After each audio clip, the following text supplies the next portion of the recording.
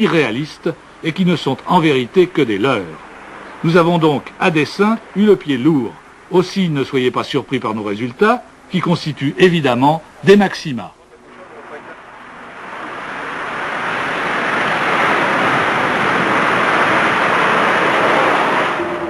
La Peugeot recueille les fruits de son petit format et la Renault paie la gourmandise qui est le péché mignon des turbos.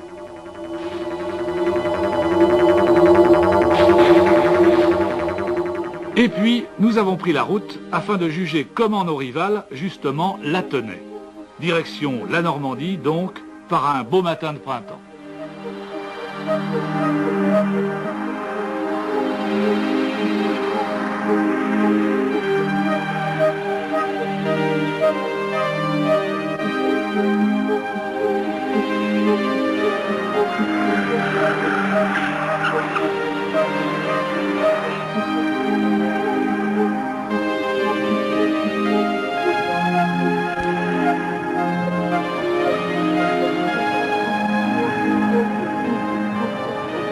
À la cadence tourisme rapide, au volant de l'escorte, pas de problème tant que la chaussée est en bon état. On ressent toutefois une lourdeur du nez qui, à ce rythme, ne compromet cependant pas l'agrément de conduite. L'Alfa Sud, elle, a moins bien vieilli que l'escorte. Sa motricité est approximative, vous le voyez. Il peut en résulter une légère imprécision de guidage. Le remède, s'en tenir à un style de conduite en souplesse. La R11 Turbo, elle, vire sur 3 roues, mais rassurez-vous, ce comportement acrobatique ne se traduit par aucune difficulté de conduite. En fait, la R11 possède un caractère plutôt placide et elle exige moins de savoir-faire que la plus fringante, mais quelquefois turbulente 205 GTI.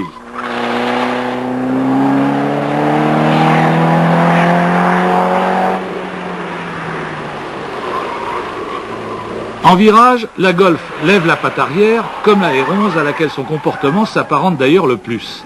Naguère vive, mais pourvue d'une suspension féroce, elle est devenue un peu paresseuse, mais plus moelleuse. Enfin, puisque nous avons affaire à des sportives, il fallait vérifier si vraiment elles avaient la bosse du sport. C'est pourquoi nous avons achevé cet essai par une course de côte, afin de juger l'aptitude de nos 5 rivales à la conduite sportive.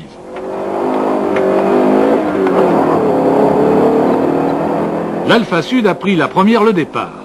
On a vu les réactions provoquées dans le volant par l'accélération brutale au démarrage. On retrouve ici, exagéré, l'imprécision signalée tout à l'heure. Le train avant a du mal à obéir aux ordres du pilote, contraint de se battre pour inscrire et conserver la voiture sur les trajectoires qu'il a choisies. L'Alfa Sud a été l'une des premières à concilier traction avant et conduite sportive. Elle est aujourd'hui dépassée sur ce plan.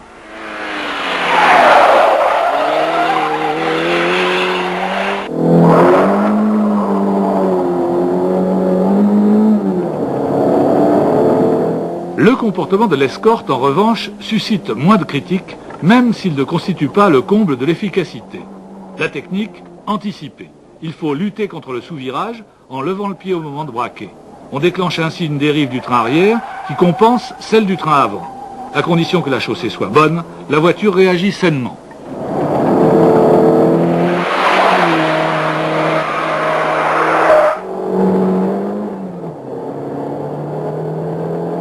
La Golf est affligée elle aussi d'une trop forte tendance à sous-virer. De plus, sa suspension assouplie consent maintenant un peu trop de roulis.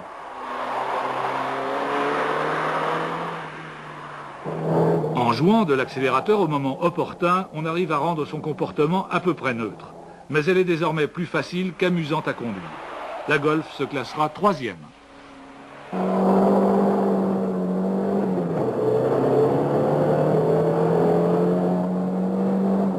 Avec sa suspension souple, la Renault 11 Turbo admet pas mal de roulis elle aussi, mais sa tenue de route s'avère remarquable. Fondamentalement neutre, son comportement se caractérise par une grande facilité de conduite, à défaut d'un tempérament très excitant. Sans avoir l'air d'y toucher, la 11 Turbo a créé la surprise en réalisant le 2e temps.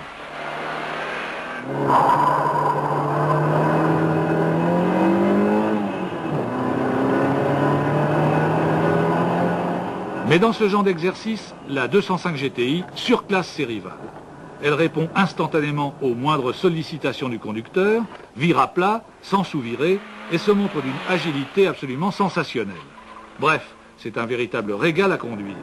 Il faut seulement savoir qu'elle réclame à la limite un certain doigté, en raison même de la vivacité de ses réactions. Justement acclamée par un public connaisseur, la 205 GTI gagne donc haut la main la course de côte. Elle a établi de nouvelles normes en matière de tenue de route.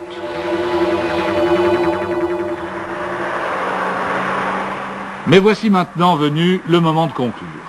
Premier critère de jugement, le caractère. Si vous êtes surtout sensible aux prestations, l'Escort a tout pour vous séduire, mais la R11 ne manque pas d'arguments. Si l'habitabilité constitue un facteur de choix décisif, optez soit pour la R11, soit pour la Golf. Mais si c'est la qualité du comportement sportif qui fait prime, alors n'hésitez pas, c'est la Peugeot qu'il vous faut. Au brio de la 205 GTI, la Golf oppose son moteur fabuleusement onctueux et la qualité de sa construction. La R11, son confort, le souffle de son turbo et sa facilité de conduite.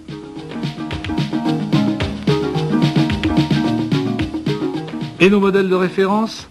L'Alfa Sud a eu du mal à soutenir la comparaison, alors que l'Escort, au look toujours séduisant, a bien encaissé le choc. Dernier critère enfin, le rapport prix-prestation. À cet égard, il ne suffit pas de comparer les prix de base, qui figurent dans la colonne du haut de notre tableau, car ils ne reflètent pas forcément un niveau d'équipement similaire. Nous avons donc rétabli autant que possible l'égalité entre les concurrentes afin de vous éviter toute surprise éventuelle au moment d'acquitter la facture. Regardez bien la colonne du bas, c'est intéressant.